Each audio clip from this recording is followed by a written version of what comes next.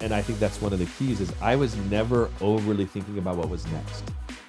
I was more worried about killing it in my current job. See, that's pure karma. We're with the FBI. And we're trying to find Jonathan Nabrotzky. So I think you potentially were like triple, quadruple agenting here, being hired by all these countries, but you're also more loyal to the like US. And so you're like deep. I will neither level. confirm nor deny. Life is full of what ifs.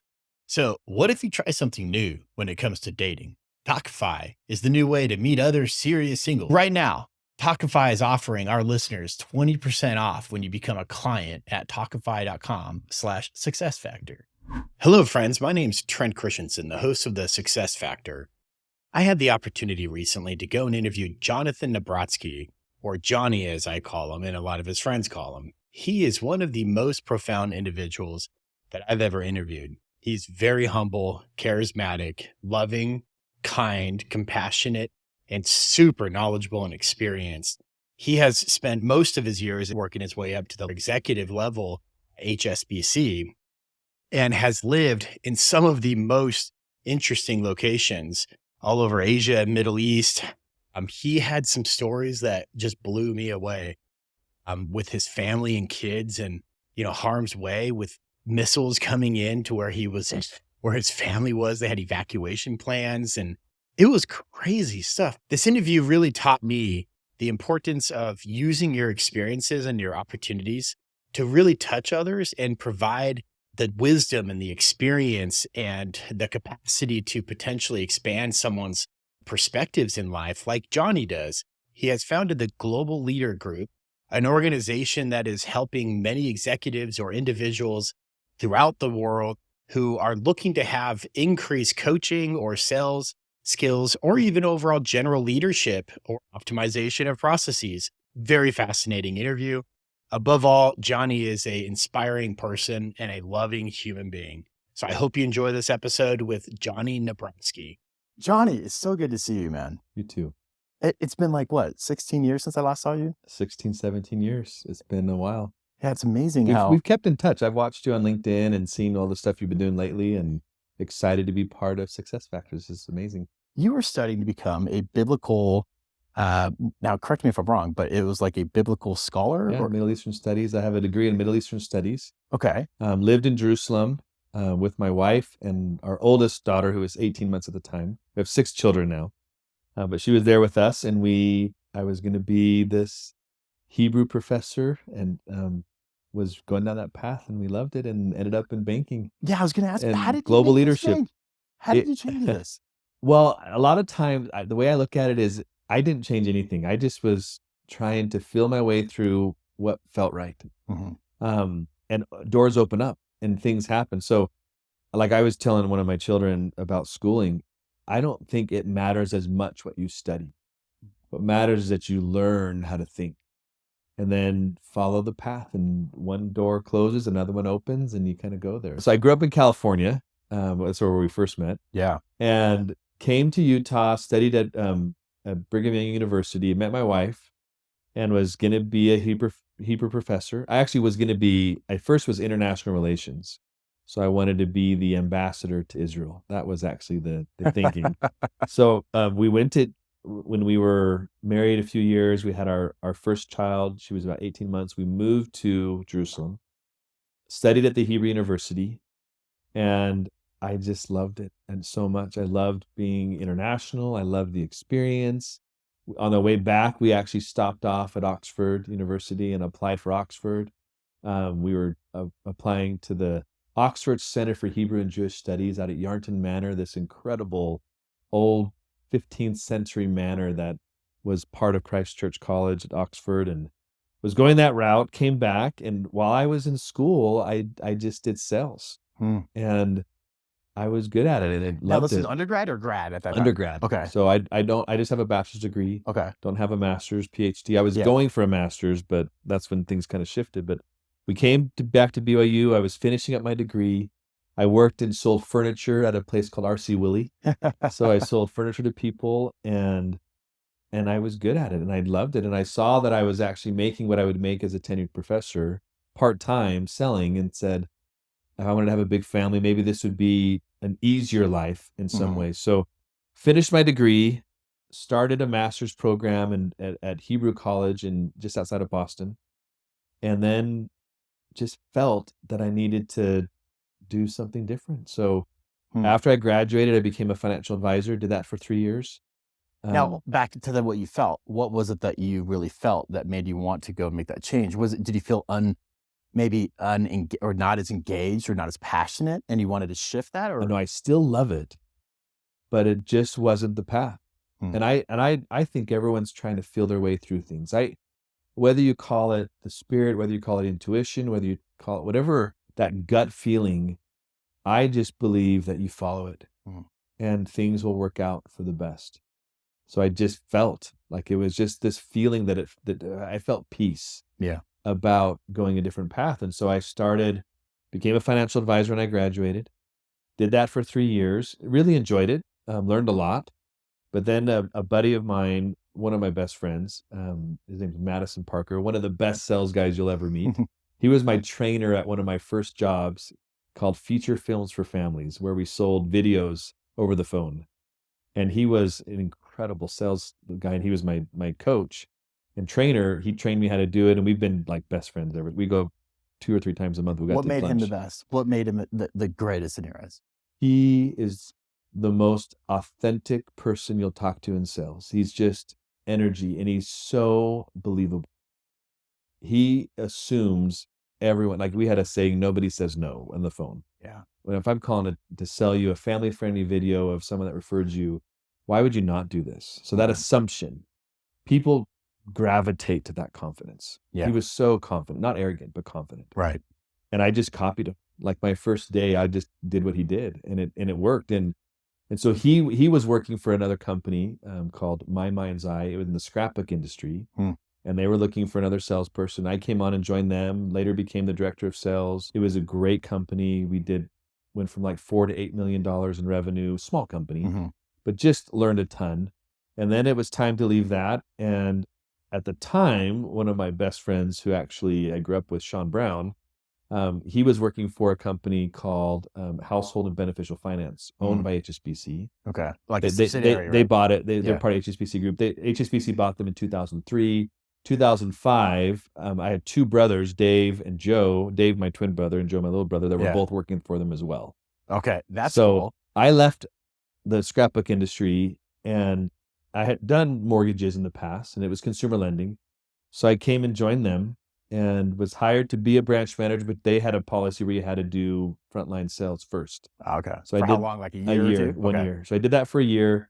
Then I became a branch manager. And while I was there, I saw this program that the bank had, HSBC. HSBC stands for Hong Kong Shanghai Banking Corporation. Not huge in the US, but huge globally. The largest bank in Asia, the largest bank in Europe, just a behemoth. Amazing. Well, it's like the Hong Kong Central Bank too, right? It was. Yeah. If you get Hong Kong dollars, it has HSBC on on it. And they're one of 3 banks that actually print for the government. That's cool. They were the central bank for years until when they did actually when did that change? I don't know I think it was after World War II. I don't know the exact timing. Okay.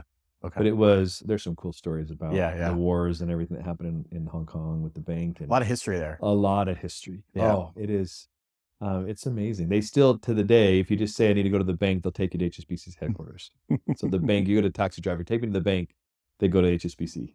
That is so cool. So I came over to them, and I saw this position called international manager. And I believe, again, on the gut, the spirit, however you want to think about it, your conscience, or how you're thinking about things, that intuition, I believe like something was planted in my heart that this is something to look at. And the role pretty much is that you manage the bank around the world, and it's an executive management program, and they hire people to be CEOs in countries.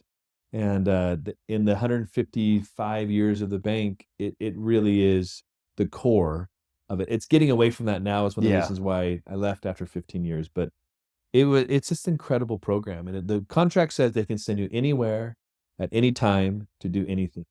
Really? So I came They'll pick home up your family, move you. everywhere. Yeah. Okay, that's crazy. And 20 years ago, they used to interview your wife or your husband. Really? Yeah. If you were an employee, before it was all male. Yeah, yeah. Now it's probably about 30 to 35% female. So they're trying to do a lot more with diversity, but it's tough to get people that are wanting to move around every 2 to 3 years. So it was, I remember coming home, we're in Provo, Utah now. We're living in Bountiful, Utah, just north of Salt Lake City.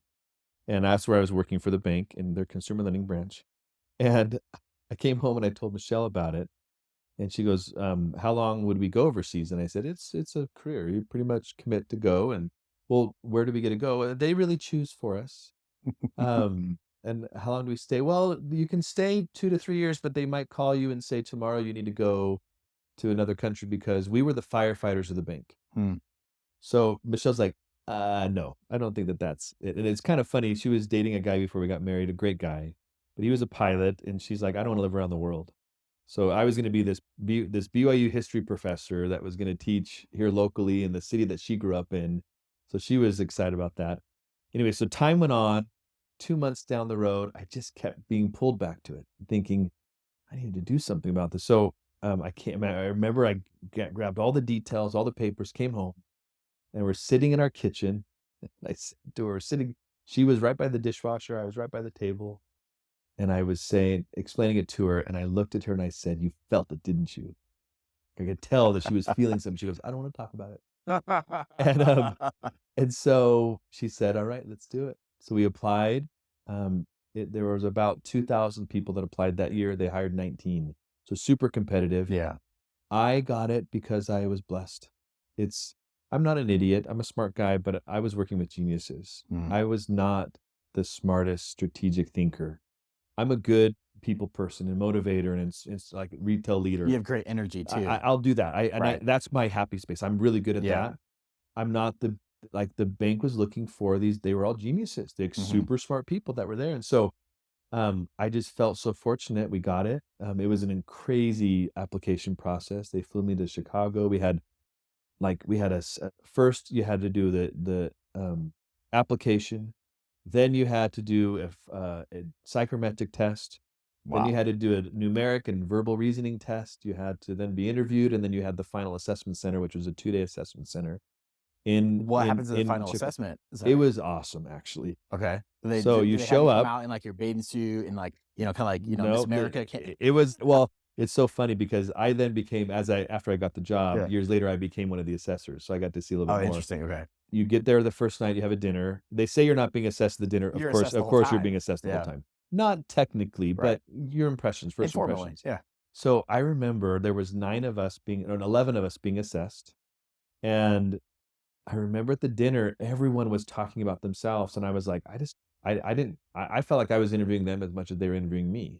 So I kept on asking the senior IM assessor, international manager assessor, what do you like about it? And like I was asking him, tell me about your most scary experience. And he told me he lived in Argentina and all these things. In 2000, he was living in Hong Kong and got sent to Argentina when the crisis happened with like 20 other IMs, and they were parachuted in, and it was chaos. And these are like the special forces. It really is. Honestly, it was. Like so I'm listening to him, and he told me later, because him and I became good friends. He told me later that I stood out because I was more focused on him than on myself. Interesting. And I think that's a principle that you read How to Win Friends and Influence People. Yes. You take interest in the person. learn. You care about them. Absolutely. They ask you questions like, no, I want to talk about you. I want to learn about you. And people love that. It was amazing. So that's the dinner. And then the next full day, you're basically doing a case study. You're an operations manager of some pharmaceutical company, and you've got activities throughout the day. You need to do, one of them, I had to do an assessment of 2 different customer service programs. Why would I do which one? And write it up. What was the pros and cons of each? So that was one exercise. Then I had to present that to a senior leader. So I get all my presentation ready to go, PowerPoint, everything. This was in 2006. Get everything all ready. And 10 minutes before I give my presentation, they give me a note that says, oh, he's already heard that. He wants to hear the other one. So you prepared this. Tell us why the other one's better. Was that intentional? Of total, 100%. Okay. It's like organized chaos. How well can you handle the complexity of all you're doing? Another one, we went in and we had our own corporate social responsibility program. And we had to get into a room and decide which one out of each of us, 4 of us that were there, 4 or 5, each of us was presenting ours. We had to choose which one was the best for the bank. And we went Objectively? objectively. Wow. But your job is to get yours to win. So it's kind of So like Survivor. yeah, and you think so. I thought my job was to get mine to win, but in reality, it was more.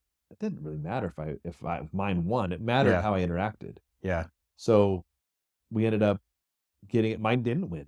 Another one did, and I actually said, you know what? I actually think that's a better one than mine. And the guy told me that was one of the positive points that I got was, yes, my objective was to get mine done, but I was thinking of the bigger picture that I actually think yours is better than mine. So Did that person who presented and you guys chose his, did he make it? I was the only one out of the 11 that got offered. Wow. So it was, and that's typically what they do, 10 to 15% of the final assessment. So each assessment parts of the journey, they're taking the top 50 percentile. Yeah. So 2,000 people apply, 1,000 make it to the psychometric test. The top 50% go to the next test. So they're narrowing it down. Each phone interview, phase, they say, are you in the top or the bottom, and how do they look at you? So, but anyways, it was just an amazing day, and I remember a moment that actually has impacted me my whole career. We were sitting there, and I noticed, I was looking around the room, everyone was stressing out, and I was just enjoying the day. And I saw that people were not trying to win, they were trying not to fail. And I saw that I was like, listen, if I'm here, I left my family for 2 days to come to Chicago. I'm going to give it my all, and I'm going to try to win this as much as I can, but I'm going to have fun while I do it. I'm not going to get stressed. If I don't get it, already I knew it was an amazing experience. And I actually wasn't planning on getting offered. There were 2 guys that were there that were so like way smarter than me. I was like, how do you think that way so fast? And all that he was doing. And so I'm kind of going into it. They're trying not to fail, and they're getting nervous about these things. They came back. One guy came back and he was almost in tears. Just said, I just so bad. I'm like, it's okay. Just don't worry about it. Move on. Go to the next one. And there was assessors that we didn't know, but there were other people that were not assessors, but they were in the room. And they were giving feedback of how we were interacting. They had assistants kind of supporting everything. And that kind of camaraderie of, like, I was there trying to motivate him to. They pick up on that. Yeah, they picked and up on it. They wrote that down about you. They wrote that down. And so out of the everything they're watching, out of the 6 or 7 exercises, one of them I totally screwed up. Which was? So I had to go in and I had to do an interview with, actually that one I did okay. The one I screwed up was, when I had to present the opposite one, I got halfway through it and finally I said, you know what? I know you want to hear about this other one, but I honestly think the other one's better. So I'm going to tell you about it.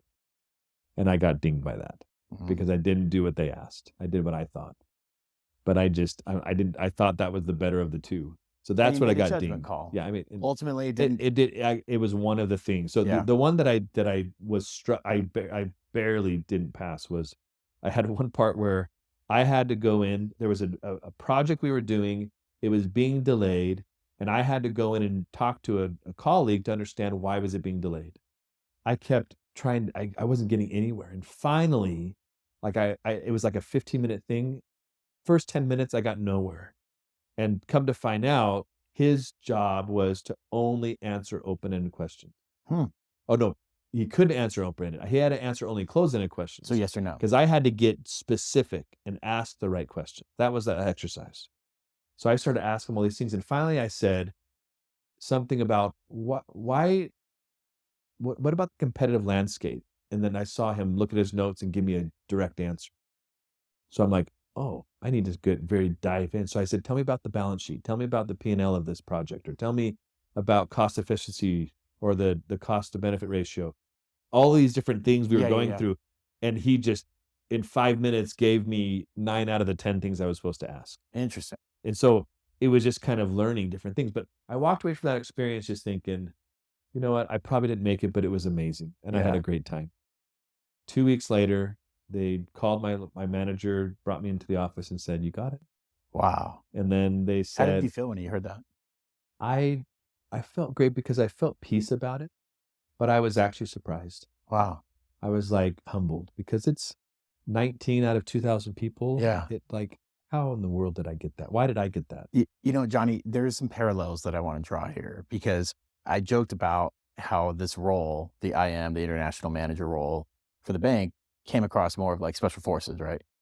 But I couldn't help but draw a conclusion or a parallel with like Navy SEALs and the buds that they go through and the rigorous, months, weeks long of intense training, tests, and it's all a test. You're being evaluated across the entire experience of buds, similar to what you had to experience in Chicago.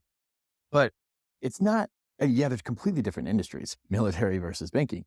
However, the human element is similar, which is how tough are you mentally? What kind of strength do you have to persevere, and how do you balance that? And if you get caught up in the fear, the negativity, the possibility of being a failure and worrying about failing, it's negative, and that's like the third part of your brain. Yeah. But if you can be more well-rounded, calm, cool, and collected, and go through with your gut instincts, you're using the fourth part of your brain. I love that. And that's like Navy SEALs. It's almost instinct. Mm-hmm. And they have to overcome the pain mentally to be able to go and survive all that the military throws at them to determine who's going to be the top 1% that graduate. Similar to what you guys went through in that experience. It's very similar. Again, I remember when I get the job, and our first assignment was in India.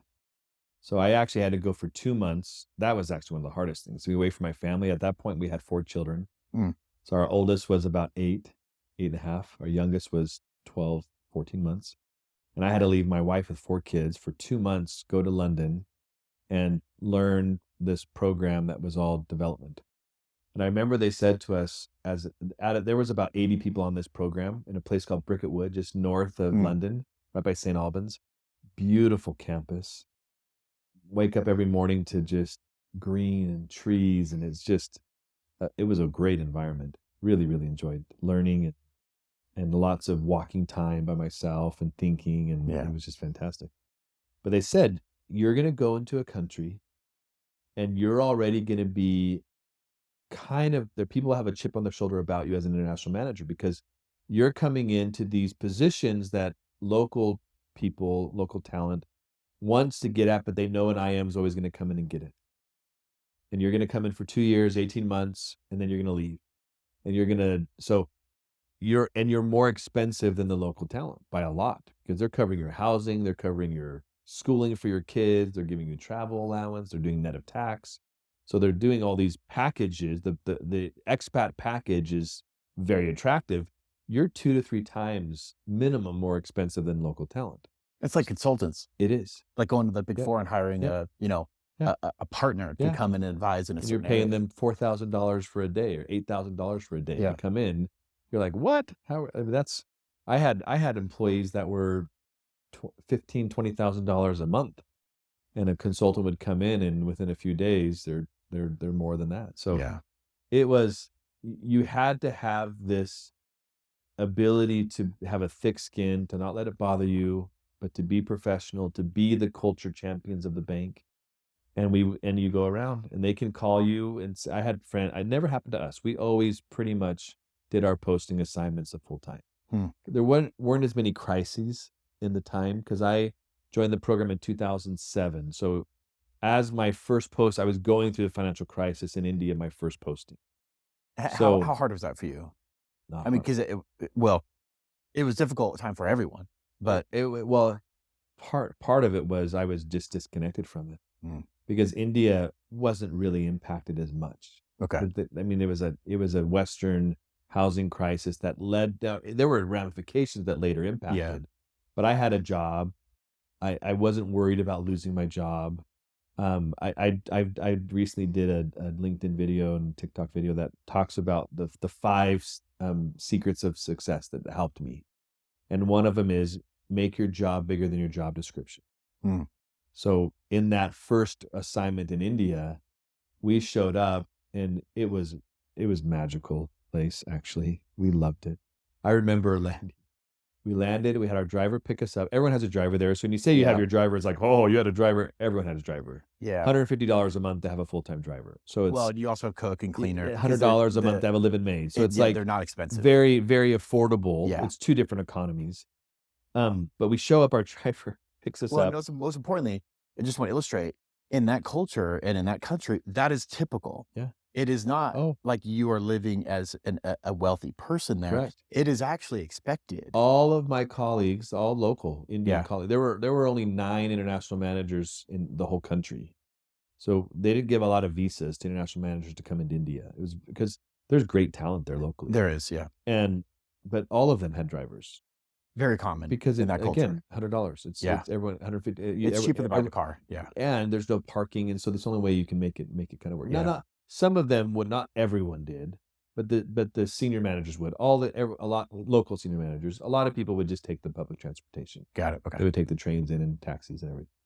But I remember getting to the airport and driving from the airport to, we lived in South Mumbai, so beautiful area. The Queen's Necklace, it's called Marine Drive. This beautiful kind of horseshoe drive that goes along this little bay area.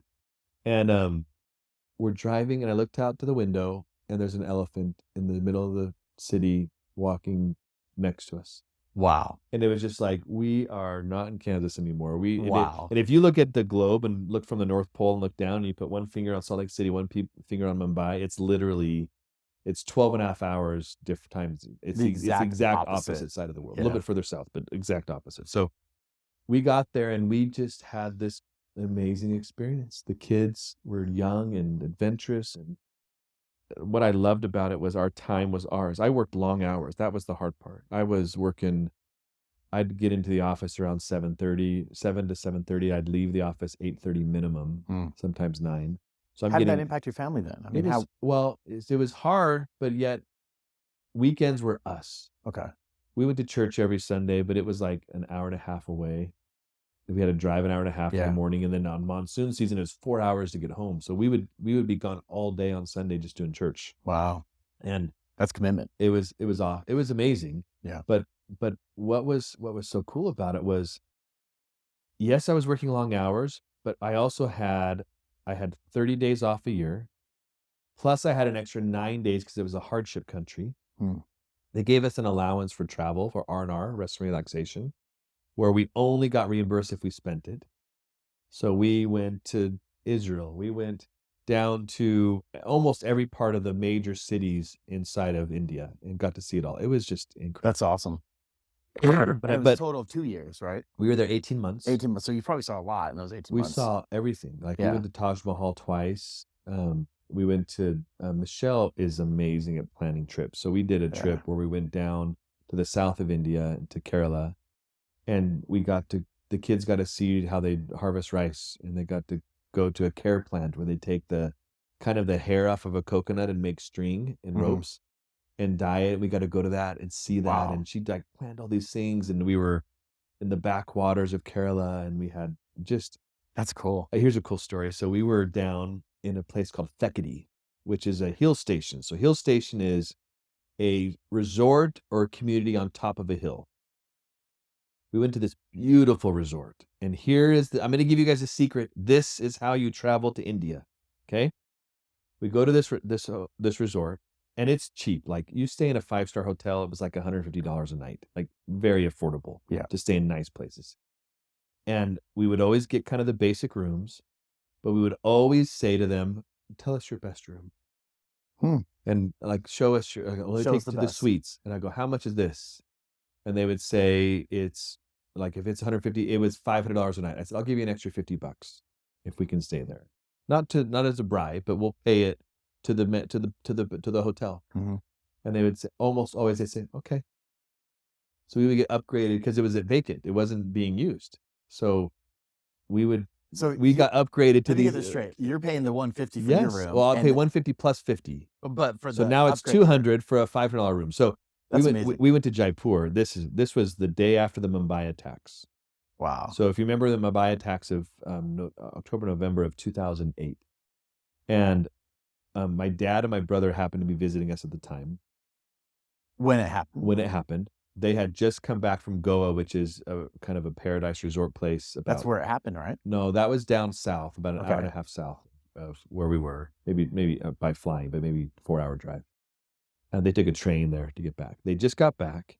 We were supposed to have dinner that night, and I had a meeting that overran. I had a new boss. We were doing a deep dive discussion about all aspects of the business. And so I just messaged them and I said, go to dinner without me. I'll meet you. And we were going to go to this kind of fun restaurant, but they decided they would go to McDonald's. Because if you're in India, you got to have a Maharaja Mac. Which is non-beef. It's a chicken burger that has masala sauce. It's not very good, but you got to have the experience. Okay. I know it's decent. So they went there, and I said, I'll just meet you at home, because I overran like an hour and a half the meeting. Okay. So they go home, and literally they were the McDonald's right across from the Victoria train station, which is the one that got shot up, and like 70, 80 people died in that train station. They left 15 minutes before the attack started. That's incredible. It was incredible. 15 minutes before. And while they were there, our driver got a shoe shined. They came out of the Victoria station. They shot at the McDonald's, killed people inside the McDonald's. That they were just standing That they in. were just in 15 minutes before. And the guy that shined my driver's shoe died.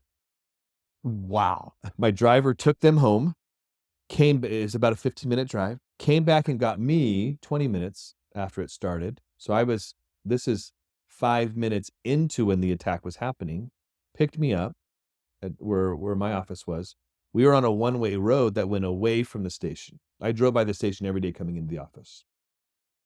I was on VN Road, if people that know India, kind of outside of Ford. In order to drive by it, you have to be going that same direction. Yeah. If you were in the morning, I would drive by it. Okay. On the evening, I would drive away from it because it was one-way street. Yeah. So we left, and I remember I was on my way home, and I got a phone call from a guy named Joe that was he was there to replace me. He was going to take over for my role, and I was training him. So we were that was the kind of the That's end. why I went this over. was the end of our time. Yeah. Part of why he was there. Yeah. He actually left the meeting early because he had a dinner with his wife, his girlfriend. So they went out to dinner, and they weren't feeling well, so they walked home instead of taking a bus or a taxi. They were staying at the Oberoi Hotel, which is one of the hotels that got shot up. 18 The people, lobby, 18 right? people were killed. They shot up the lobby, but they took people up to the 18th floor and shot them all and killed almost all of them. He had bullet holes in his hotel room because he got the manifesto of who was all staying there. So he calls me on my way home and says, I think my hotel's on fire. And I'm like, what do you mean? And I heard through the phone machine gun fire. And he was getting into the hotel, and the guard at the hotel pushed him out, got him inside of a taxi, and he left. And it was like super intense. Like all this was happening. The very next day morning, we flew up to Jaipur because we had plans to be up there for a week. Well, back to this story. What do you think was the contributing factor for them missing it by 15 minutes, your family? Was it your meeting going late? Was it I a think stoplight? Was it? Well, I don't know, because if my meeting didn't go late, we would have gone to a different restaurant. But who Okay. knows where we like? It was Yeah. multiple places in the city that That's literally dodging a bullet. it was. I look at life and just believe that there's so much more going on than we Yeah. think, and just trust that you're going to be okay, and do your best and live life the best way you can. And if you're a good person trying to do, I think Right. good things happen. I believe in karma. I believe in you throw out good energy into the world, good things come back to you. You throw out Absolutely. bad energy, bad things come back to you. I do believe that law of the harvest Yeah. component. And I don't even know if it's all tied spirituality or what it is. That's just been my experience.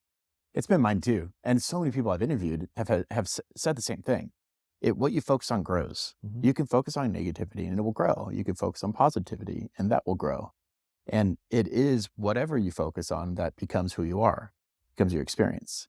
And I think you're absolutely right. You can't fear the end of your life. Yeah. Because you don't know when the end of your life is. It could be that we get dropped a nuclear bomb sitting right here by Russia tomorrow. Well, Who knows? who We would have have no thought there clue. would be terrorist attacks in Mumbai? No one would have thought No that. one would have thought that. It was one of the safest cities in It the world. was Mumbai. Here's the thing about Mumbai. Mumbai is tragic in a lot of ways because when people go there, they'll have one of two experiences. They're either going to see the poverty and they can't handle it. The kids are begging. Like you watch Yeah. Slumdog Millionaire, it's real. It is. It really is real. But if you can look up and see the culture and the vibrancy and the people, it's an amazing, beautiful place. Mumbai is very safe. There's some petty crime, but there's not violent crime. A lot of violent crime in Mumbai. You go up to Delhi, you get a little bit more violent crime Yeah. in some different areas of the country, but not there. We felt so safe there. Now, after the attack, we were a little rattled. Our kids, like Sarah, our oldest, one of her really good friends, her parents were killed in the attack, and so there was trauma. That was part of it. But we just, as a family, we just held on to each other, and we then moved to Doha, Qatar. So you moved the next day? No, so Or you flew the next day we flew up to Jaipur. Okay. But this is a cool story. So in Jaipur, when we were flying up there, the airport was empty because the attacks had just happened, and they hadn't closed the airport. After we left to go to Jaipur, they closed the airport a half an hour later. But we made it up to Jaipur. I got in a little bit of trouble because the senior managers then responsible for the international managers, like, this is a terrorist attack. Why are you not? Why are you traveling? Why you're not at home? Why you're not at home? And I'm like, well, we had our tickets and we just went.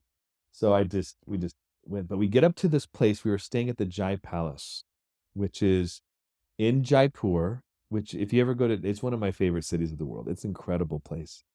And the Jai Palace is where the Maharaja used to live, and they've turned it into a hotel. Again, $150 a room type of a thing. That's crazy. Then, right? In really nice rooms. Yeah. We get there again. I say, what's your best room? They said the presidential suite. And I said, how much is that? They said, it's $1,000 a night. I said, show it to us. So they take us to this presidential suite, and there's like no one in the hotel. And it was incredible. Like the bathroom was bigger than our whole other suite where we were before. And we had a regular bedroom. We didn't have a big suite before. Yeah. And they had 3 different salons and 70-inch screens in all the rooms, and just it was pretty posh and amazing and almost like a palace. That was the actual residence of the Maharaja, that was his room. So I said, how much is it? They said $1,000 a night. I said, I'll give you $100 if you let us stay in this room. Instead of $150, I'll pay $250 a night, but you let us stay here. And he goes, okay. So we stayed in the president. I'm telling you, we did it probably 7-8 times across the whole country. Whenever we were traveling, we'd always, and there were a couple times where they didn't have anything available. They said, no, we're not going to do that. But most of the time they would. And it was incredible. We loved the experience there. The kids, again, it was just us. And like my life was work, be home on weekend, 100% family. I had no distractions. I wasn't going out with the guys. I wasn't doing it. It was just family. Yeah. Come on, folks. So yes, I worked crazy hours, but I had 30 days plus the 9 days, plus there were 23 public holidays.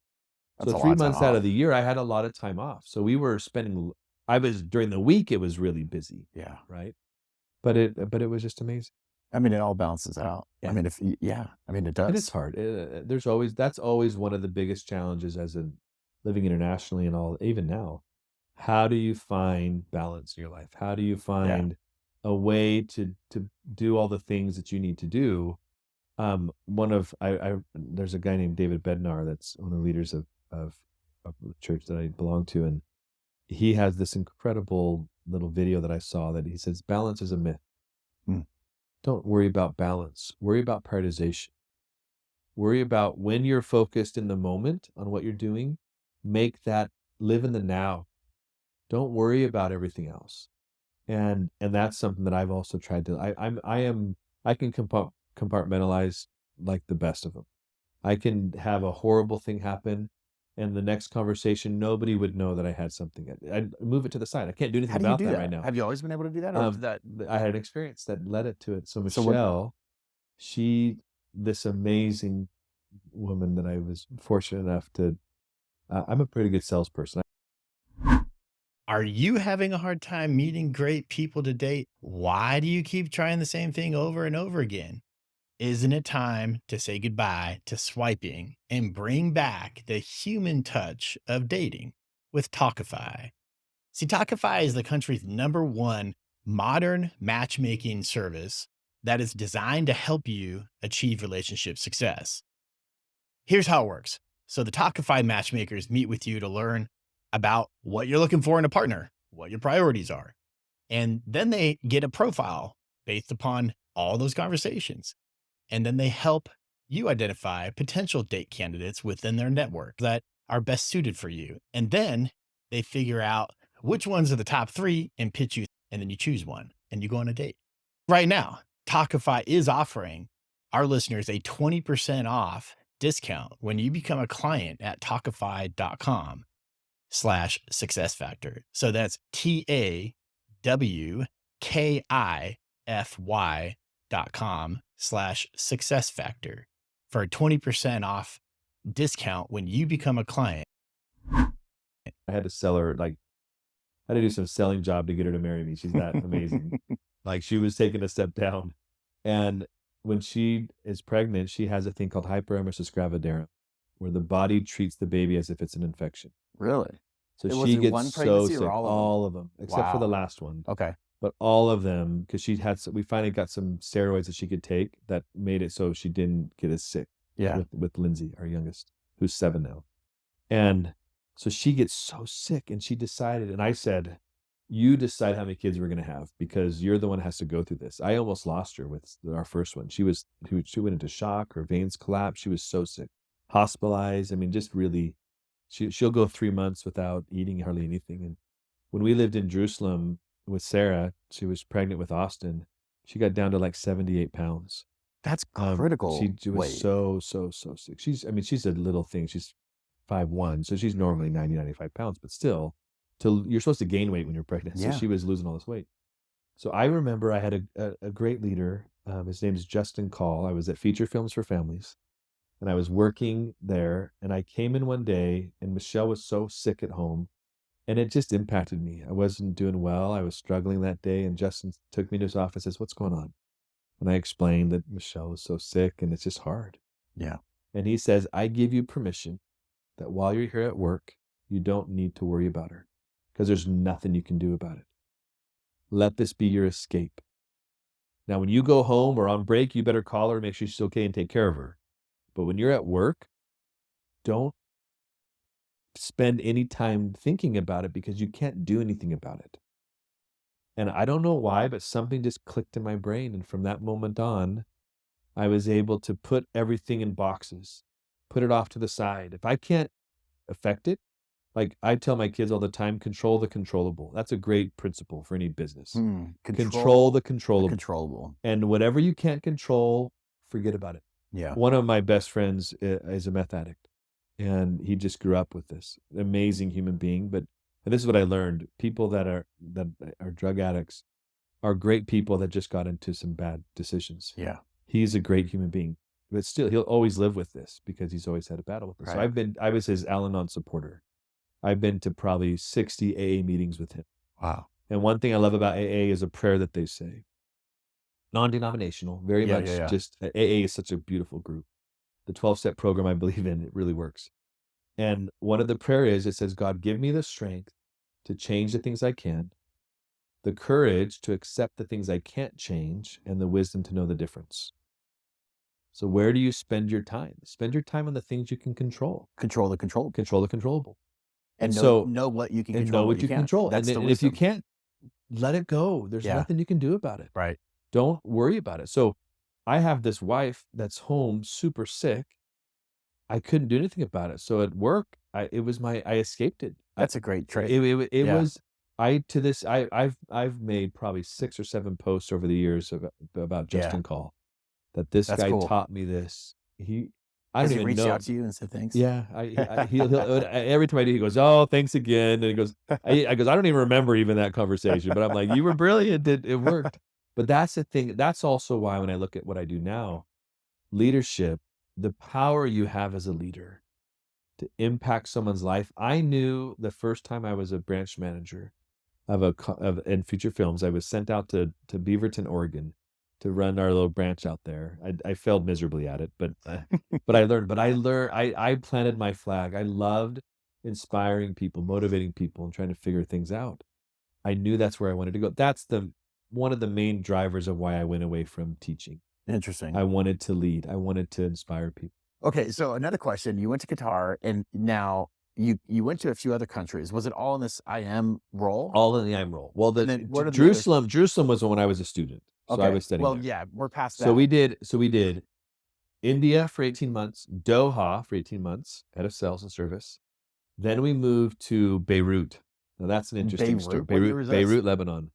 This was 2010 to 2012. What was And that like? it was 5 years after the bombing of Rafik Hariri, no, Rafik was Hariri, who was assassinated as the prime minister, which happened like a block away from where my building was, where I worked. Wow. And that was an incredible experience. I actually had a call this morning with one of my branch managers from Beirut, literally this morning. His son just got his master's degree. He's trying to get a job in Canada. So That's pretty cool. his name's Mustafa, one of my favorite people in the world. He is such a great human being. What makes him so great? He is a leader, not a manager. And what's the difference? A manager is someone that manages things. A leader is someone that leads people. He cared about his people so much. All the people in the Verdun branch is where he was the branch manager. I had 6 branch managers. They were all fantastic. Yeah.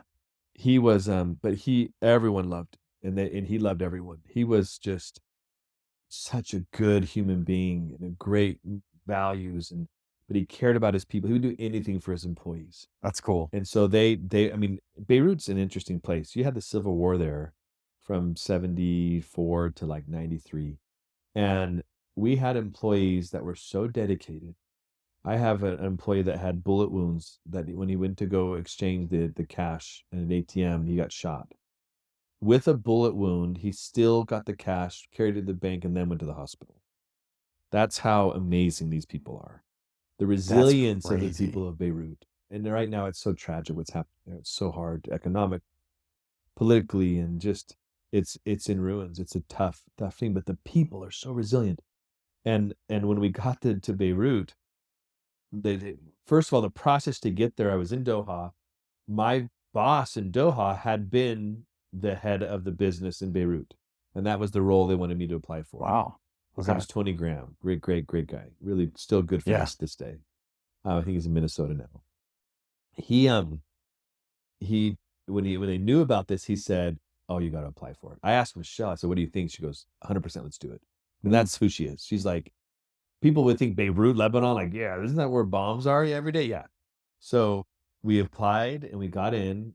We got the job. I remember getting there, and I had my security briefing. And you probably walked out and said, "Yeah, this isn't going to work." I was like, this is going to be an adventure. I'm such an optimist. I'm like, we'll be fine. We'll be fine. And I some of the stuff I didn't tell Michelle till after we left, actually, but it was so we had it was a whole book for security. I had to change my routes every day, the way in and out of work. We had 11 escape routes in the event that the country went down. They had first class round trip tickets to Dubai pre-purchased that were just paid for, that we could use whenever we needed it. The reality is that the first thing that shuts down is the airport, because Hezbollah controls the route to the airport. So probably, I don't know, 10 times while we're there, they would shut down. You couldn't get out if you wanted to. This is during the Arab Spring. So this was 2000. What were your other routes? So the 11 routes, 8 of them were through Syria. So when the Arab Spring happened, we lost 8 of our routes because we couldn't go through Syria because all that was happening there. Yeah. So one of the routes was we would be smuggled up to Tripoli in the north, and we would get a boat over to Cyprus and then fly out from there. The second one was we would be brought into West Beirut, and one of our clients at the bank had this big yacht. He would take us to Cyprus. And the third one was we would be helicoptered out. So we had to find a place where we were living that was where a helicopter could land. There was a helicopter pad on some hotel or some of the apartment complexes. So we lived outside the city because at the time we had 4 children. So we needed a bigger place. Yeah. Matthew was born in Beirut. Wow. So what was the hospital like there? It was this cool French hospital. All the nurses only spoke French. So I'll let Michelle share some of those experiences, but it was amazing. The day that he was born, so we got there I got there in June, got settled, went back, brought the family back in August. And Michelle was pregnant with Matthew, about 7 months pregnant by then. Matthew was born in October. So almost to deliver. And you only had a 30-day visa, and it took 7 months for us to get our visas. Wow. Because I had an Israeli stamp in my passport. And so they thought all my kids have biblical names. They thought we were Israeli spies, I think, realistically. So we were always stopped by the general of security. The immigration police is run by Hezbollah. So they have control of immigration in the way that How did you prove to them that you're not? Over time, it just, the big reason it took so long is we wouldn't pay the bribe. Because we had the, what were the bribes? What were the amounts in USD? it would have been like $3,000 to $5,000. Okay, that's pretty hefty. Yeah, but it's not that we couldn't have paid it. It was the principle, we're not going to, anti-bribery, part of the bank, we're not going to do it. Right. So from the bank's viewpoint, we didn't do it. It took us 3 months to get all of our stuff from the harbor when our shipment came in because we wouldn't pay the bribe. So finally, I mean, we had it's just a corrupt country. Yeah. But they don't think of it that way. See, I learned a lot also about values. They think of it as compensation. It's just the reality of how things work there. They expect to get paid. This is how it works. Yeah. So it's not like they're evil people. They're not. Right. But it's just a different value set. I'm not justifying it. I still think it's wrong. Yeah. But I also don't judge them for it. Yeah. And that's what I also learned about different cultures is we all have different value sets that we have to be tolerant. And don't overplay our value set over another's value set. There's more than one right answer when it comes to that. And there's an arrogance we have in the West that our way is the only way. People just think differently. And I've just, culturally, that's one thing that I think we've learned. So the day Matthew was born, well, let me tell you this first. So when we were, every 30 days, we had to leave the country and come back because our permanent visa wasn't granted yet.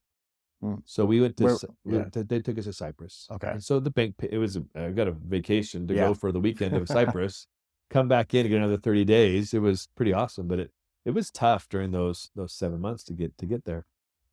When Matthew was, let me tell you how Matthew was born and then what happened after that, which is still just crazy to think. So on the day Michelle went into labor was the same day the Iranian president was visiting. So Mahmoud Ahmadinejad was visiting Beirut, and all of the roads were just blocked. So she was 5 minutes away, but it took her an hour in the car to get to the airport or to get to the hospital. I was on the other side. I was further away, and I got there before she did, waiting for her for an hour.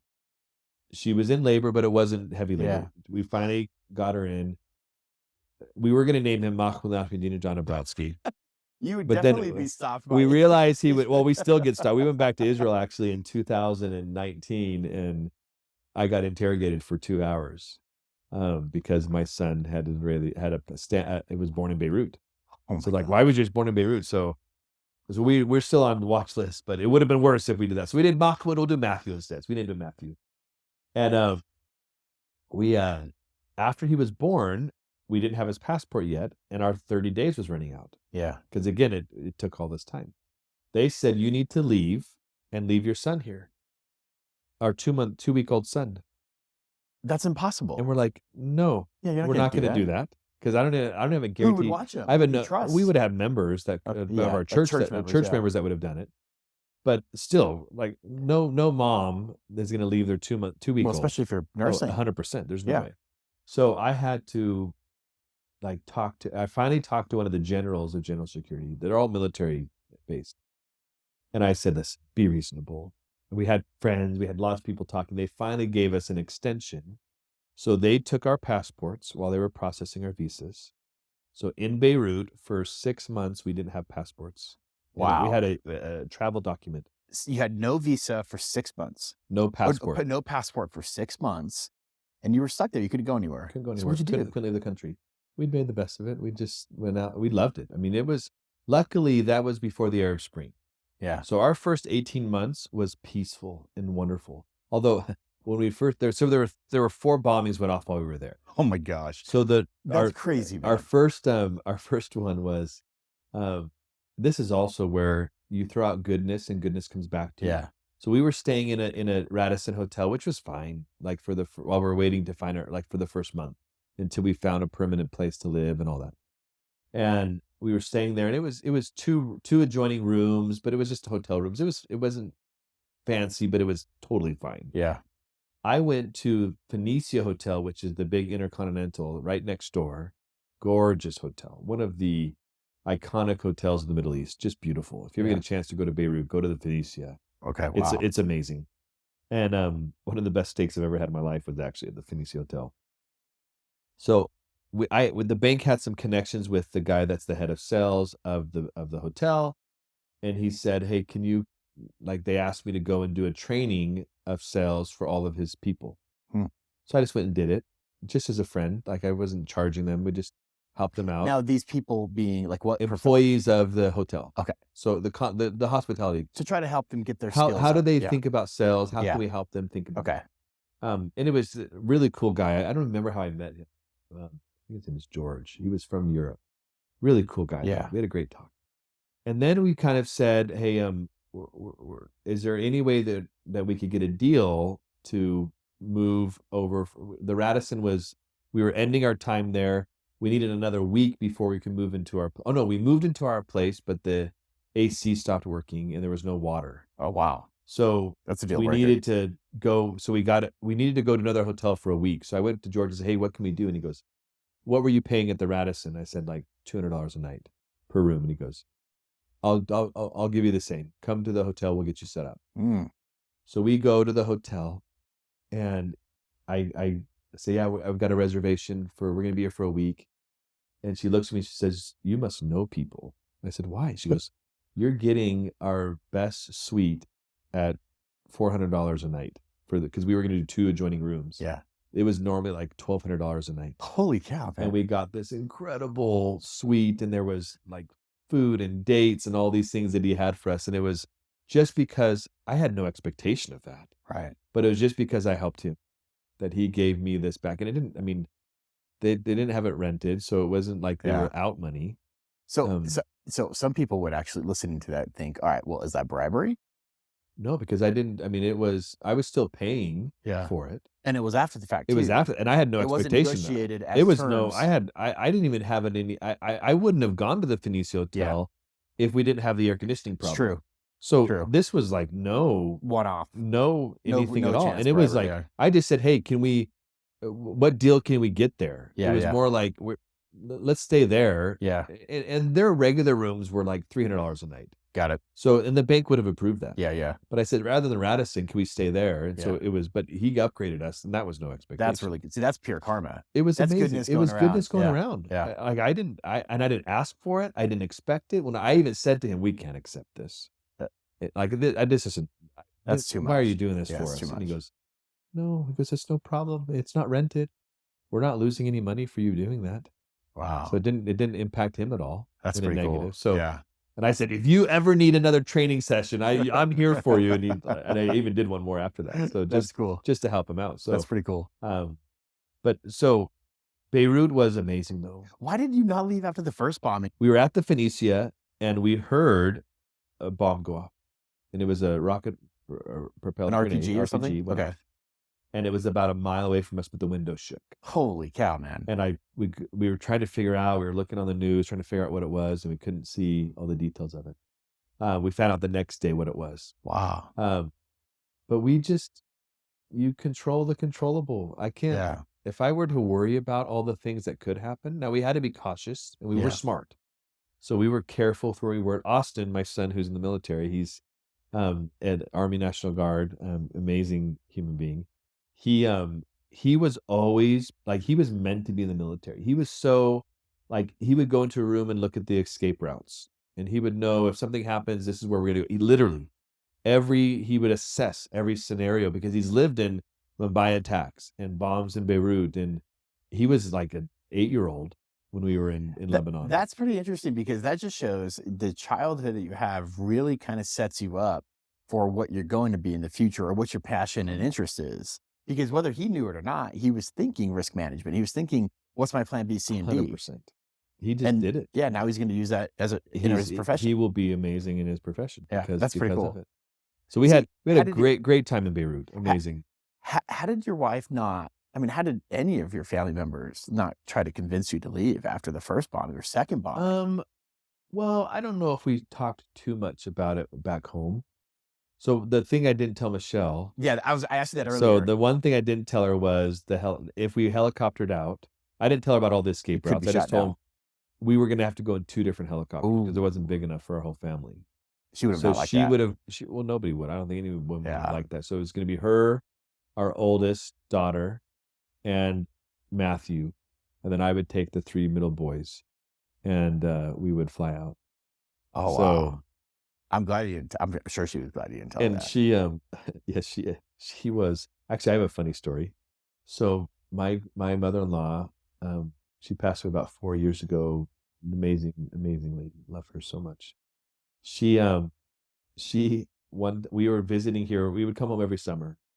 And I think we were living in London at the time. We came home, and right after I left, these 2 guys in suits came to her door. They said, she thought they said, "Ma'am, we're with the DI," which is Deseret Industries, which is like a thrift store here Hmm. locally. And she goes, "Oh, great. Meet me by the garage." And she shuts the door on them. She goes to the garage, opens it up, and she goes, "I got some stuff that I wanted to donate." And he goes, "No, no, no, not the DI. We're with the FBI. And we're with the Terrorist Task Force Agency. Wow. And here's our business card. We're trying to find Jonathan Nabrotzky." That's really interesting. And Where were you at the time? we were in London at the time. Okay, and so what happened there? So she said that she goes, "Well, why do you need to talk to him?" She goes, "We need to talk to him because of all of his travels." So she goes, "Well, let me give me your card. I'll give him your card and have him call you." So I I I I get on the phone and I call them from London, and I talk to the agent, and I said, "Yeah, hey, you met my mother-in-law. I'm Jonathan Nabrotzky. We're living in London." And he goes, "Yeah, we just want to talk to you because of all of your travels, and we see all the places you've lived." And that year I had been to Saudi Arabia, and I'd been to Amman, Jordan. I'd been to Egypt. I've been to all throughout the Middle East, Well, you didn't touch on all how on you got. business. How did you get to London? And so I call this FBI agent, and he's like, "One of our agents there in London are going to contact you, and just be ready for them to talk to you." Interesting. So I had a good friend You were that worked. flagged, man. I was flagged, but it was. I remember I had a good friend that worked at the FBI. I called him, and he was kind of cagey in talking to me. He was a I little didn't know nervous. if he was what was happening, but He didn't want to get in trouble. I'm talking to him, and he says, and I told him that I knew. I said I knew you to the other agents. Yeah. I knew you. Oh yeah. You could vouch for me. I lived in Doha when he was there, and all these things. And he was talking, and he says, "Oh, I need to call you back." And Interesting. So I never found out. I think he vouched for me because they never contacted me. Mm. So he said, "Listen, I'm not anyone they need to worry about," type of a thing. So you never knew any more about Never that? knew. Never had anything else. No one ever, a black man ever pulled up and pulled me into the side and talked to me or anything like that. So you know what that makes me think of, Johnny? I mean, this is my crazy brain thinking, but I think you potentially were like, triple, quadruple agenting here, being hired by all these countries, and now but you're also more loyal to the US, and so you're like deep. I will forward neither level. confirm nor deny. And they probably were like, the FBI probably got called by another black ops division, like, "Hey, lay off Johnny." Well, it could. I mean, the reality is, if I never did anything like Yeah. that. But I would have been the right profile because we're living in Totally. all these countries and Totally. all these places, and you don't know what could have happened. Well, and you could easily get turned, converted. Yeah. Someone there could. Oh, I am so red, white, and blue. Having lived in 7 countries, I loved all the countries, and they were beautiful countries, amazing countries. But I do believe this is an amazing country to live. Yeah. It's the easiest country I've lived in out of the 7. And it has freedoms that are greater than anywhere else I've lived. I've lived in countries I didn't have freedoms. In certain countries, I couldn't worship freely outdoors. I couldn't talk about my religion. I couldn't talk about against the government in certain areas. You don't have the freedoms that we enjoy here. Yeah. So when it comes to 4th of July, we are very patriotic in our family when it comes to that. So we left Beirut, moved to London. I had 3 roles in London in the 6 years. London probably is the place that the kids, like that's the longest we ever lived in one place. Yeah. 6 years. Well, our and they whole were older marriage. too. They were older. I had 2 that graduated around that, or one that graduated, one that his senior year was in Hong Kong, but he spent 6 years of his formative years there, Austin. And we had a beautiful home. We were right across the street from the school. Mm. I had 3 different jobs. I worked for a guy named Michael Schweitzer, this big Greek Jewish guy that just love him. He's incredible. One of the best leaders I ever worked for. What were his characteristics that you enjoyed and loved the most, and what had the most impact to you in your development? I've never had a boss that had my back more than Like how so? all the successes we had, he always pushed down to his team. So he didn't take the credit himself. He said, Johnny did this. My team, Johnny, Sandy, Yeah. Okay. Richard, Colin, all the team members, Yeah. Malik, all the people that did great work. Yeah. He always had our back. And the lessons I learned about him, like I have all these expressions that I use. They're all from him. I call them Schweitzerisms. One of them is what you permit, you promote. What you permit, you promote. What you allow, you endorse. Okay. And I'll give you an example. So if you don't stop it, or if you don't prevent it, if you allow bad behavior, you're saying it's okay. So I showed up to my very first one-to-one with him, and I've shared this story multiple times, but it's such a good story. I started working for him in October of 2013. November, I had my first one-to-one. He had monthly one-to-ones, religious about them, and I've adopted that completely in my career. I was doing it before, but I wasn't 100%. After him, it's what I do, like one-to-ones. All the people that work for me knows I do a one-to-one. I have a structure to it and how we do it. But what he did is I showed up to the one-to-one and I'm like, okay, I'm ready. And he goes, are you ready? And I said, of course I'm ready. And he goes, are you sure you're ready? And I'm starting to think, what I maybe forget. I'm not. And he goes, are you going to remember what we talk about? I'll be right back. I went and got a piece of paper and pen or my notebook and came back. And I said, I'm ready. And he goes, now you're ready. I guarantee you I never went to a one-to-one without a pen and paper. He could have easily glossed over that. But he said, you're not going to remember it, so write it down. Don't wait. If you don't remember something, don't remember it. Write it down. You won't remember it. There's too much going on. So I learned like little things like that. And he was a visionary. He was super inspirational. He's the guru of wealth management, like sales and how to think about it. And what I did, I then took over for him when he left. So I did that for 3 years. He left. I took over as the head of sales, and I basically received the baton. I didn't restructure it. I didn't have to. It was all working. Did they come to you or did you apply? So every role that I ever had in the bank, they always asked me to apply, except the international manager role. Except for the international manager. Once I got first... into that, every other role was they said, "Will you apply for this?" Now there were a number of times where I applied for roles and didn't get it. Yeah. But all the ones that I landed were ones where they asked me to apply. Okay. And I think that's one of the keys is I was never overly thinking about what was next. I was more worried about killing it in my current job. I was going to be so good that people were going to raise their hand and say, oh, I want him on my team, or let's have him do that. So when Michael left, I was reporting into Charlie Nunn, who was the CEO, at that time, he was the head of wealth. The CEO of the whole bank, of retail bank and wealth management, was a guy named John Flint, who was also one of my mentors. I love him. Incredible leader. He now runs the UK Infrastructure Bank, and Charlie is the CEO of Lloyds Bank, the largest bank in the UK.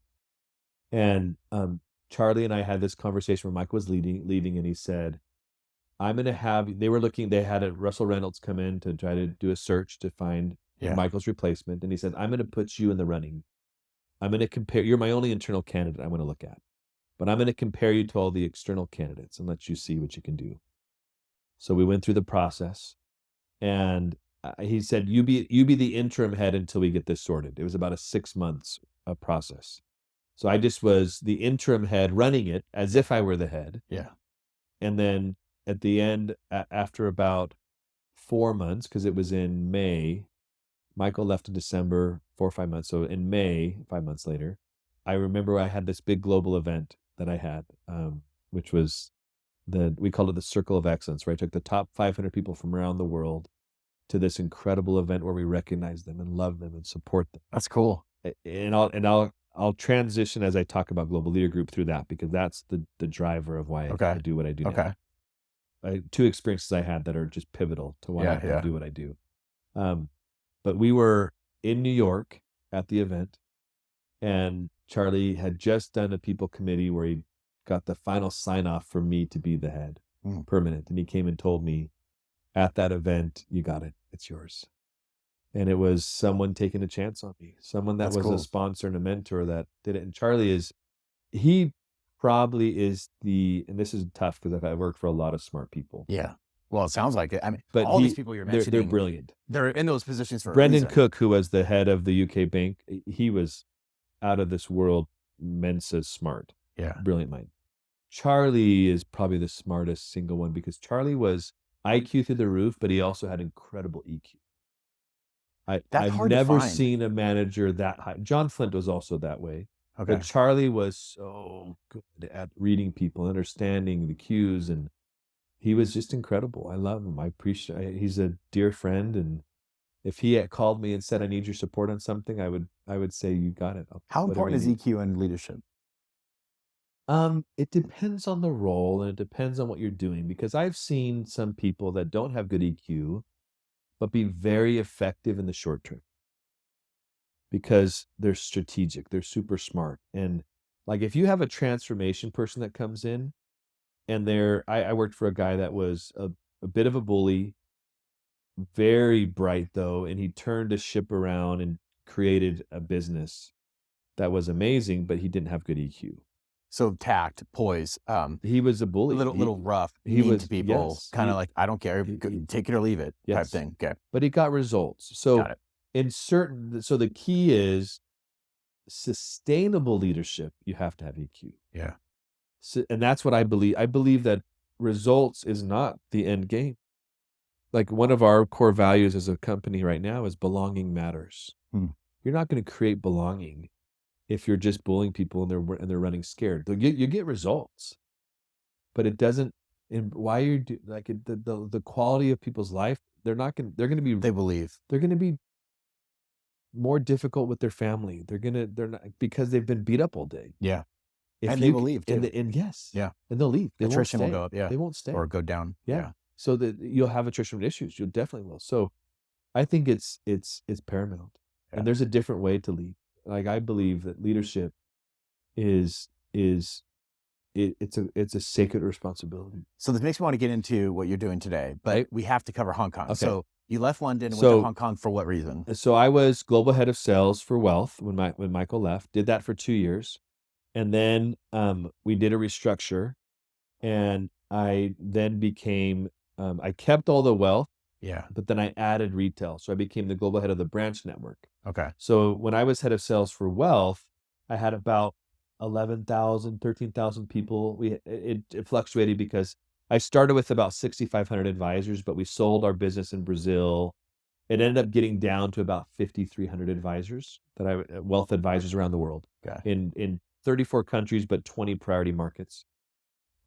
When I took over for the branch network, I had added all of the retail franchise and the branch footprint design and strategy. So I had 47,000 people there. Yeah, that's massive. About 22 billion in revenue. How many employees total at HSBC? It fluctuated when I was there. Probably the peak, I think, was around 260,000. And then it got down to maybe 210. That's crazy. 230, somewhere in there when I left. They were doing lots of restructuring. So you basically were in the C-suite at that point. You had fifth of the company. Well, yes and no. So I was in charge of the retail, of the branch network. Okay. So I reported into the head of channels. He was more the C-suite that was reporting into the CEO of the business. So I was, yes, very senior, but I wasn't quite at the C-suite level. I was we had the executive committee. I was one level. I reported into the executive committee. Got it. And that role, and then we moved to Hong Kong. Now, I actually moved to Hong Kong to do another role, a local role with a guy. I was replacing a guy that was like a legend in banking, probably the best banker ever in retail in Hong Kong. He was just this incredible guy, and also a dear friend. He got cancer. I was brought in to work with him and potentially replace him. It was never finalized. Until they know what happens, Yeah. right? So what happened? Well, I arrived and then he got cancer right when I arrived. Oh, wow. So they couldn't, and they were right. They couldn't put me in Yeah. until we got it resolved because the political nature of when you're in Hong Kong, I was a Guaylo, so that a non-Hong Kong native, a non-local, Non-local. and it's not in a derogatory way. Yeah. It really is not. I never took it as a derogatory thing. But I got there and Hong Kong was probably our toughest posting professionally and personally. Because it's not an easy place for a family of 6 kids. Now we only had 5 at the time. Yeah. Now Hong Kong is one of my favorite cities to visit. Amazing to visit. A tough place to live. It's not designed for big families. Yeah. We had beautiful housing, so we lived on the peak. We had a great place. But getting into schools was really hard. I had my 2 oldest boys were at the Hong Kong International School, which is a great school. I had 2 other boys at another school far away, an hour and a half each way in a bus. Wow. So 3 hours a day. I had a 8-year-old and I think he was about 8 at the time. So I had like a 8-year-old and a 10, 12-year-old that are 3 hours a day. Were they going together? Yeah, on a bus. So sitting there on a bus for 3 hours a day. Hour and a half each way. That is And crazy. it was tough. I mean, there were great things about it and there's things we loved about it, but it was hard. And then I was working crazy hours. So my health really deteriorated there. I had a heart scare. I was in the hospital. I was going to have a stent put in because Wow. I was working. London is a great place to work globally because in the morning I'm working Asia, the middle of the day I'm working Middle East and Europe, and the afternoon I'm working the Americas. As the global head of the branch network, all of my problem countries were in the West. Asia was killing it, doing great. So the countries I needed, so again, I was doing a global role, but I was really only supposed to do it for like 3 months. And then I would go into the local role and then someone else would replace me in the global role. So it was just the circumstance. It was probably the hardest time of my career. How many hours? I mean, because I could only imagine like 3 o'clock, you hear get some fire drill from the West, and then you're like, well, I can't leave until like probably 9 or 10 now. I was, so most days I would start around 9 and I worked from home because this is also when we had the riots that were happening there with all the stuff in China, the political unrest. And wait, you were there during that? Yeah, we were That's there. sketchy. We had, were you there when they made the law change official, or did you get? We were there. So we got there in August of 2018 and we left in June of 2019. So we got this is all pre-COVID. So we had the riots were happening, the 2 million people, I drove through it to take some people home one day when they came over for dinner. So we were able to see it right in what was happening, and I had employees that were part of it and understanding it. So yeah, it was a tough time. So I would work most days. I'd work from like 9 until 8 p.m. And then what I would have is I'd also have challenges at times where I'd have an issue in Mexico where I'd get on the call at 2 a.m. That's crazy. And then the next day I still had work to do. So I had some days where I literally worked from 9 in the morning till 4 a.m. Johnny, that's crazy. It was crazy. And so you're not a young chicken. How old are you? I'm 48, just turned 48. Dude, that's crazy. It was hard. And so you had a heart scare. I had a heart scare. So I was in the hospital for like a week. What was it? They thought I had a block of one of my arteries. And it wasn't a block? No, it was a block, but they thought it was worse than it was. Okay. I passed out because I had to walk up this big hill and I had not slept the night before. I had some flu.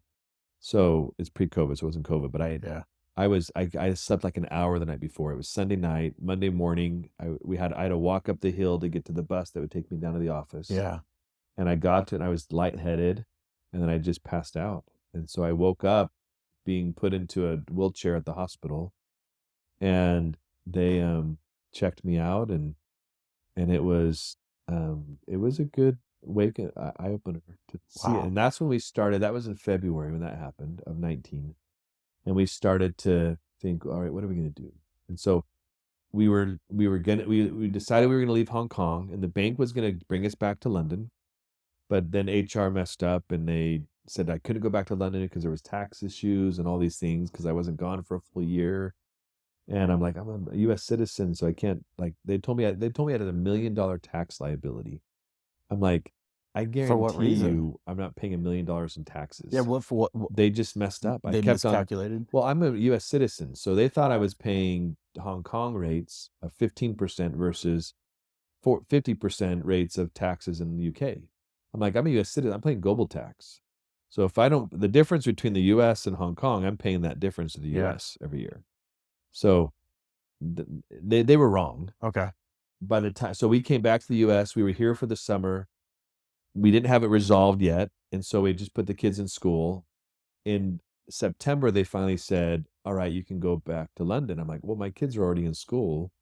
Can I get a U.S. job and we'll figure things out?" And it would have worked out because COVID. I could have worked remotely with COVID, no problem. Wow. But we decided to leave the bank, so I left in December 31st of 2019.